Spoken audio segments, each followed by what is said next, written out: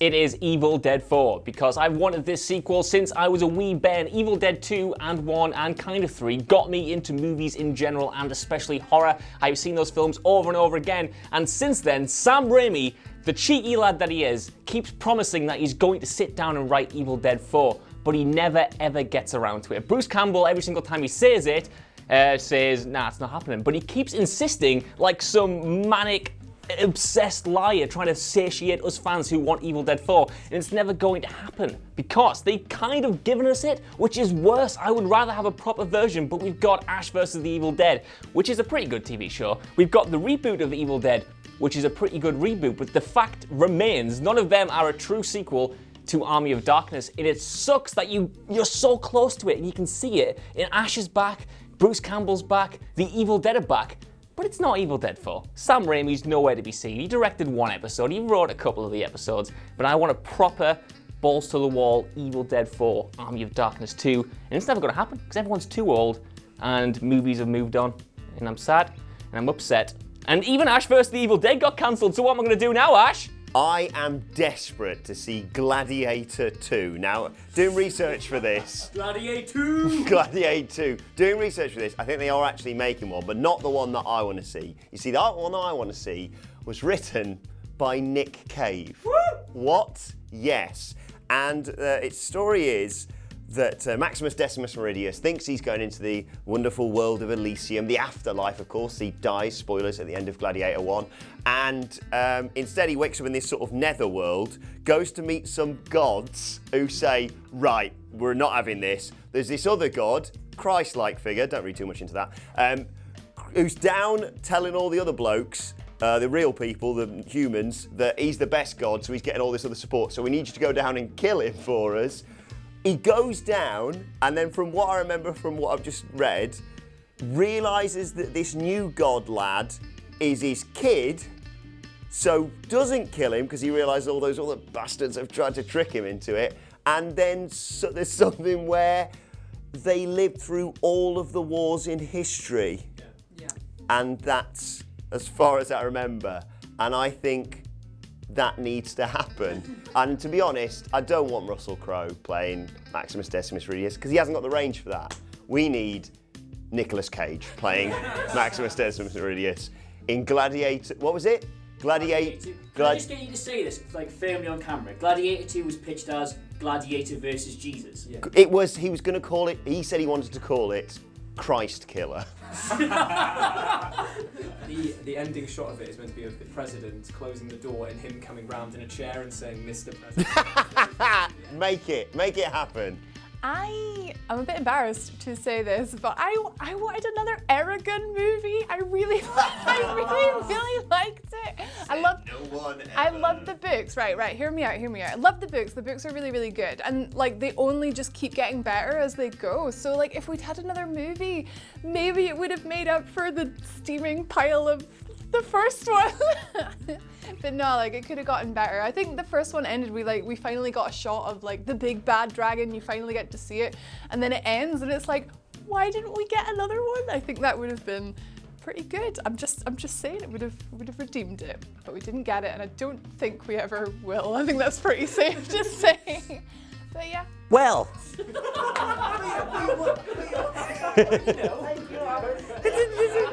didn't make it. Well, the thing is, I used to love the Blade movies. The first one was very good. I forget the name of the director at the time, but then they got Guillermo del Toro in for the second one, and that Blade 2 is still one of my favourite films. I don't care about the schlock. I would still hold that thing up as one of the best superhero action movies of all time. God damn it! And they brought in a whole bunch of like the horror elements. You had all these Reaper, weird, different strain of vampires with the old mouth and the jaws that opened up. It was very disgusting. It was very good. And I thought going into the third one, because David Goyer, who wrote Blade 2, was going to direct the third one, and you kind of thought that was going to be, he's going to just be able to execute on all these other ideas that he might have had alongside Guillermo for Blade 2. And instead we got Blade Trinity, which I'm sorry, Room, is terrible. So The internet will know. It's got Triple H in it. It does have Triple H in it, and as a man who loved the wrestling back in the day, I thought that was going to be the best thing ever, especially because Dracula's called Drake as well, and I thought, well, Drake and Triple H hanging out is going to be brilliant, and it wasn't brilliant because David S. Goyer gave into all the weird little, all the comedic stuff, all the weird little bits and all the bantery bobs that just didn't make it work at all, and for me, it just killed the tone, and I have a whole problem with the Marvel comedy these days as well, but one of the earliest examples was Blade Trinity, a movie that sacrificed all of its tone, all of its good action, all of its good anything for a whole bunch of banter, and not in a good way. So just scrap that and do another Blade with old man Wesley Snipes. I don't know how you would. I think he's in prison. But do that. Wesley Snipes in prison? He was. Has he come out now? Pay his taxes. He's out now, so get him again. He's probably looking to make some money. He was just in What They Do in the Shadows as well. I have occasionally mentioned Seven on this channel. Oh, God. Seven Ven. And they were gonna make a sequel to that, and I didn't know about this until I did the content on it very recently. But once I heard about it, I have been unsated, Josh, ever since I heard about it. So they were gonna do a sequel called 8, believe it or not, E-I-A-H-T, however they're gonna do it, right? But obviously the problem with that is Brad Pitt lost his mind in prison, Kevin Spacey blown out through the head, Gwyneth Paltrow head in a box, right? So there's not really much left of the founding members of that film. So they were gonna do just Morgan Freeman on his own, right? As a detective solving a brand new case, but he has, for no reason, developed psychic powers. And this is genuinely what they were going to do to try and like make it interesting. He was going to suddenly be like clairvoyant and be able to read minds and look through walls and stuff. For no reason whatsoever, just the trauma of the previous case had awoken this thing in him. And that's the story they were going to do. Now, it went back and forward for years and years, went through development hell. They ended up not making it in the end. I think Morgan Freeman took one look at the script and was sick. But if you want to see this film, you can see this film because it got reworked a couple of times and then got made into an entirely separate standalone film called Solace, starring Anthony Hopkins, which has 24% on Rotten Tomatoes. And in the review of it I read, Peter Bradshaw, I think he's called, at The Guardian, said Anthony Hopkins plays the scariest serial killer he's seen on screen in many years because he attempts to bore to death an entire cinema full of people in one film. Apparently, absolute dog eggs, but it was meant to be the sequel to Seven, and I'm really sad we didn't get that, if only for the scene where Morgan Freeman goes, "Oh, psychic now, am I? Oh well." It is Who Framed Roger Rabbit. Who Framed Roger Rabbit 2. I just want that film. I mean, I really, really enjoyed the first film. Fantastic mixture of Walt Disney and Looney Tunes, and I feel like there were still stories to tell in that world that would be very, very enjoyable. And also, you know, the first crush of the very buxom animated. Rabbit, yeah. Yeah, it's right. God, you took the bullet for me on that one. Yeah, it's just like, I feel like Bob Hoskins, obviously, R.I.P. But it's still. Legend. God, is he? Yeah, he's been brown bread for a while. I didn't know. Yeah, Smee's up in paradise, mate.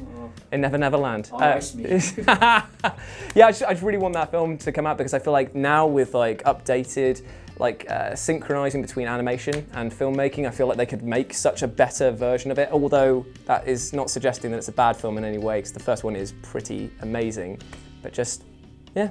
It's such an open goal doing Two Framed Roger Rabbit. Why did that never happen? Well, the reason I thought of it as well is because I was going around on YouTube and for some reason ended up on a animated short that they'd released, which was a fully hand-drawn thing in the Roger Rabbit universe.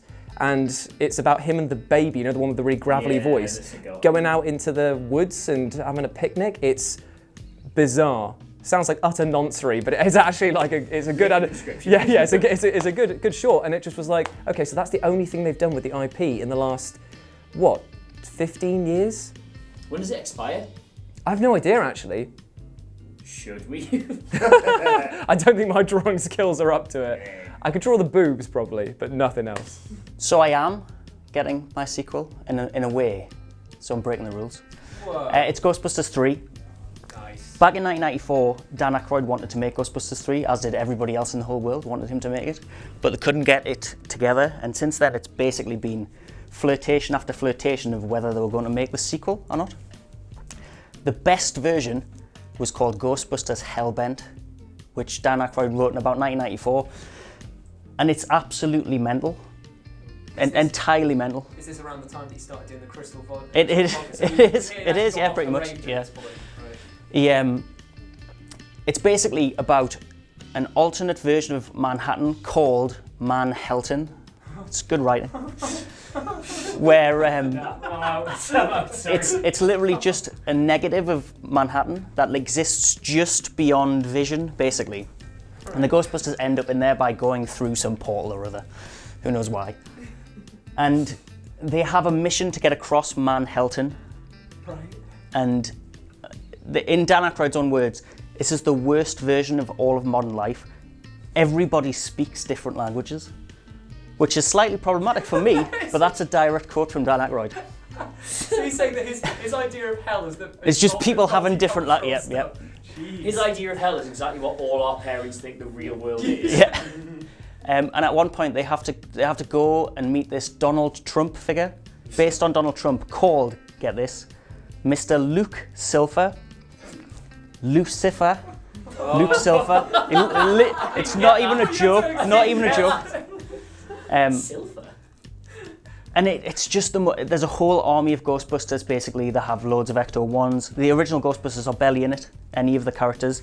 They all appear as cameos. This was the script where Bill Murray is a ghost, the one that keeps getting mentioned that he's going to come back as a cameo as a ghost. And it's just beyond crazy, the entire thing. And it didn't get made because why would anybody make that film? But also, it sounds so ingenious just for being absolutely crazy. And it's an absolute shame that they went with the terrible Paul Feig version.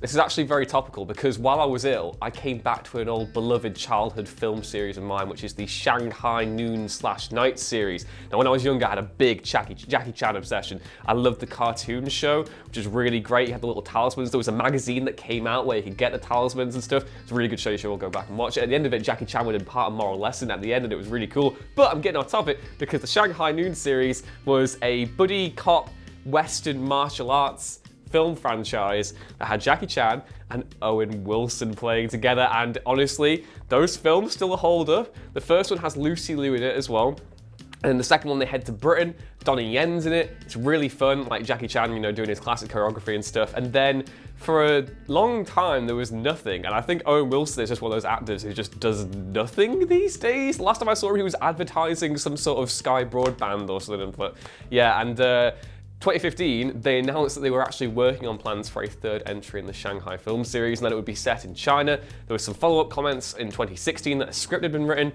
and that Jackie Chan was having like a big creative input into it, but then nothing's happened for the past 3 years, and there's no Shanghai film series and no great. It's a shame because those films were they're just enjoyable, they're entertaining. Some of the humor is really bad. There's a lot of Owen Wilson going, wow, and wow, but that's it, that's part of the charm. And at the end of each film, they had outtakes at the end where you could see Jackie Chan doing all his stunt choreography. There's a bit in the first film where he ties a horseshoe to a bit of rope and kicks it around, and he accidentally flicks himself in the balls, and it's really funny. Okay, so the sequel that I really want is another bit of a banter entry because it is the sequel to E.T. called Nocturnal Fears, which is this kind of horror movie version of E.T. where everyone's had a really happy time in the first film. E.T.'s had his wig on, they've had a nice time, heartwarming, finger light, bike in the sky, everything's lovely.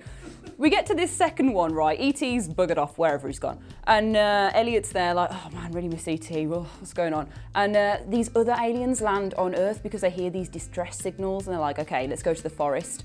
And they go to the forest, open up their ship and are like, let's find food. And then start mutilating a load of cows, abducting humans and torturing them. Elliot and all the kids go into the forest like, oh, alien stuff, get abducted, also tortured and treated really horribly. It's like a really dark, twisted version of the E.T. movie that we originally had, with this whole spin-off where there's these horrible albino alien monsters running around trying to kill everyone, and it just sounds fantastic. So this was the thing that was going to happen? Yeah, Steven Spielberg and Melissa, I've forgotten her second name, but the screenwriter for E.T. came together, had this whole 10-page treatment, and you can read it, and it's like, and the cows are there, mutilated, and the children are there, tortured, and it's just the most intense, ridiculous thing you could ever imagine for an E.T. film ever.